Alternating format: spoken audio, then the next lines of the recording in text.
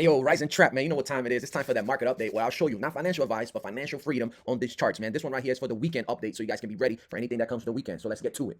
All right, so we start off as usual on the total crypto market cap. As you guys know, this thing has been doing numbers, right? We're almost a $4 trillion sitting up here. Once we crack that $4 trillion, will be the first time that we do that. And so right now, this is the weekly chart right here, and it's looking, even though today's looking a little bit red, it seems like this week was a very positive for the market. So crypto market cap, I expect it to either go retest this all-time high at $3.91 trillion, or we can come and retest the second white line right around here, which is when we actually broke out from. So yellow line and white lines are the next one. So 3.72 and 3.63 trillion is what we're looking at. All right. The other thing too is we want to look at the others, right? So the others is the crypto market cap and excludes the main cryptos. And you guys can see here, we're actually in a very, very important area, breaking out of that rectangle box right there. So the higher we go here, the more the altcoin starts to run. So we have been seeing a lot of movement on the altcoins. So definitely something that you want to keep an eye on. Now let's look at the USDT, right? Let's see how the market is doing with the USDT dominance, meaning how much money is leaving or entering the crypto market as of right now. So again, we're in a good position here. I like that we're continuing to drop. As you can see, this blue line here is a very strong resistance that broke. It was actually a support at one point, and then now it became a resistance. So we're on the way down. Ideally, we want to come down to the 3.72 area right down here, and that's going to give us a little bit more strength because, as you know, whenever the stables get deployed, right, that goes into the either to the total crypto market cap or it goes out cashing out. So either way, the money is leaving the stable coin. So definitely something to keep an eye on. We usually look at the BTCD as well because the BTC dominance is very important for price. And as you guys can see, actually on the live yesterday, we're talking about this, and we just cracked that bottom line right there. As you guys can see, we're interacting with that support earlier yesterday, last week, and now that actually this week, because this candles for this week is closed on Sunday. So as you guys can see, we just cracked that right there. So ideally, we want to see it come down to about 60% this week alone. And if we do crack that 60%, then expect to go even lower. Ideally, we want to be around 50% so that we can really have everything else run instead of Bitcoin. But Bitcoin still has decent dominance. So let's keep an eye on that and see how it performs against all the other coins.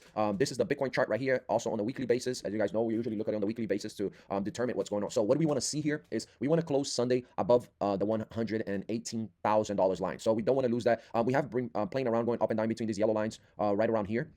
As you guys can see, this concentration right here, we have been going up and down, and we have been, in between the 117 and the 116, we've gone actually as low as, I think it was like what, around 115, and then we bounce right back. So what we want to see is we definitely want to see a close of the week above 118 so that we can get a continuation on the Bitcoin price. But if that doesn't happen, that's still pretty decent results that we had this week with a major spike last week. This week is a little bit weak, but we did get decent movement in Bitcoin. So what am I watching? I'm watching the 18, 118, and then after that breaks, I'm watching the 116, around 116.5, 116.6 to break. If those two break, then we can come as low as 110, which is what I would like to hold, which is around this top right here where we had these wicks. If we do break that, then we expect to come down as low as 104, which is the top of that trap box that you see. But I don't think we'll get there. I think there's a lot of pressure. The ETFs are moving, so it's positive as of right now. So the other ones that we actually always take a look at, the big dogs. So Ethereum has been running. Ethereum has been on a tear lately, and all that is because of a few reasons, right? So we have a shortage on the OTC, which is where people buy. We also have a lot of shorts against Ethereum, mostly institutional, and they're getting wrecked, right? So they're getting wrecked. And if Ethereum goes a little bit higher, there's a lot of money that is going to come flowing in because of all those shorts. I'm going to have to cover the position. So I expect Ethereum to hit $4,000 here if this continues, which we're not that far away. What are the levels that I'm watching? Okay, I'm watching 3670 as the next level. We actually touched it briefly this week and came back down. We didn't close the candle of the week yet. So by Sunday, I hopefully want to be around above $3,700 on Ethereum. And if that does happen, 4,000 will come very fast, right? Now to the downside. Well, if we close above 3,500, we're sitting pretty until next week. I want to see it hold that area, 34 to 3,500. To the downside, if we do lose that, we look again at 3,300, then 3,100, then 3,000 respectfully, right? So I like where we're sitting right now, and I like to see a continuation of price on Ethereum. Solana, right? Solana, as you guys can see here, we also have been breaking out of major areas, right? So one of the areas that I like here is that we broke out of $169 area with very good strength. And so now we're coming to retest the top of the trap box, right? So the yellow line is what we want to get above. As you guys can see, the price actually went above it. It didn't close there, but it hit as high as 177, which is where we're sitting now, right? So we're seeing that a lot of strength. We did bottom right here. You see the blue lines are a monthly resistance or support, right? Depending if you're under or over. And they actually have been doing very well as a beacon to see where we're going. So we actually use the bottom one, which is this one right here, as a support, and this one we just cracked the resistance on the top one. So very positive for Solana.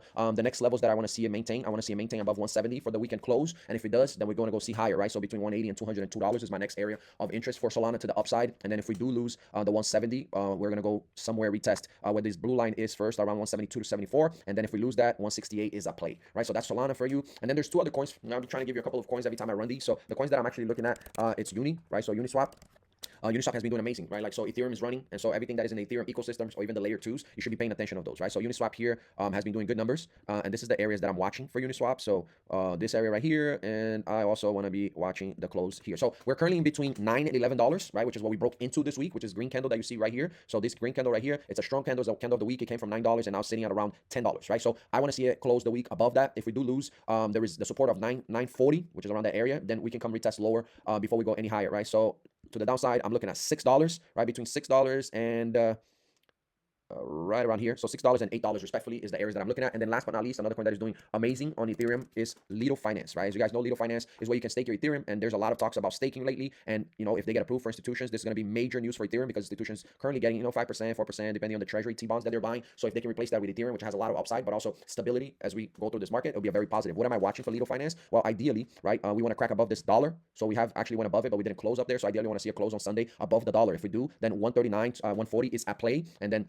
we'll see that continuously move as Ethereum continues to run, right? So I'm gonna show you actually right here, close it up, and we're gonna show you my crypto bubbles, right? So it's a very good tool that we use, and to see what's going on. You can use this if you're a day trader, if you're if you're a weekly swing trader. So it helps you understand what is looking in the market with visuals. So as you guys can see in the day, Lido Finance is up 15%, and then you got Uniswap also 15%. So those are the 2 coins I'm giving you for the weekend to keep an eye on. In the week, Lido Finance is 23% and Uniswap is 15%. So Lido actually is performing better, but that's definitely something that you want to keep an eye on right there. And this is the wrap for you, and I hope that you had a great time understanding what's going on with the markets, and we are here to help you. So if you have any questions, DM us. And stack these sats, stack these ETH, and keep stacking, man. Until then, protect the bag. You already know, man.